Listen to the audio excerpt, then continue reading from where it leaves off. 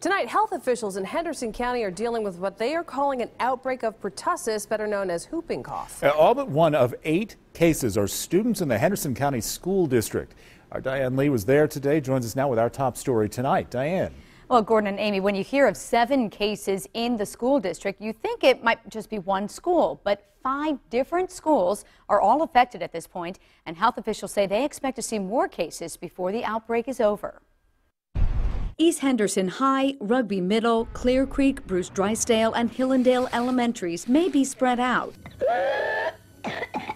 But they've all seen at least one case in the last week of a deadly bacterial infection commonly known as whooping cough. It's pretty scary because I know it's very contagious. Janet Harvey grateful her grandkids in the district have all been vaccinated. Dr. Diana Coran with the Henderson County Department of Public Health says so far the outbreak includes 8 confirmed cases, 7 in the school district, but she suspects there will be more. Because it can be spread over a 3-week period of time, it can linger in the community longer than something that has a very short period of spread. But we are trying to reduce the amount of pertussis being spread by getting in touch with those close contacts as soon as we do know. Parents should be aware the symptoms are very mild at first with just a slight cough and a fever. And when it comes to the vaccine, health professionals compare it to the seatbelt. Not 100% effective, but it can save lives. The district also trying to curb the spread by getting out the warning. Please keep in mind that anyone can get pertussis, but it can be especially dangerous for infants and people with weakened immune systems.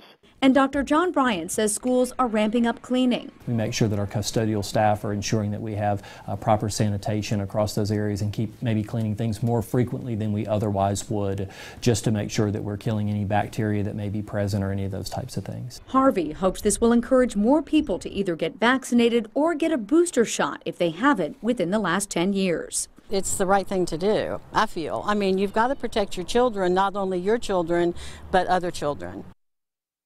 And Gordon, as I mentioned, the symptoms are actually pretty mild at first. They're saying it was interesting to learn that that cough we associated with whooping cough actually doesn't really occur until like week 2 or week 3, or I should say week 1 or week 2 into the disease.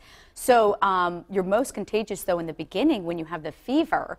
So whatever you have, whether it's that or anything, that's where you're most contagious. They say just make sure you know what it is, take your child to the doctor or yourself if you're sick, and stay home. Yeah, if you have a fever, stay home. So the 7 cases that we're looking at in Henderson County, is there any way to know if any of those 7 had been vaccinated? So I did ask them that. I said, is this an issue of non-vaccination? And they said in most cases it's not at all, actually. Wow. What they did say, and we really want to hit this home, is that the vaccine, again, is not 100% effective, though it does create maybe more mild symptoms if you do get it. So it could have just been a case of some of them might have been vaccinated or not had a recent booster shot. Again, every 10 years you're supposed to have a booster shot no matter what age you are. So if you're further out from that, it might be less effective. Yeah, whooping cough is very serious stuff. It really is. All right, Diane, thank you. And still no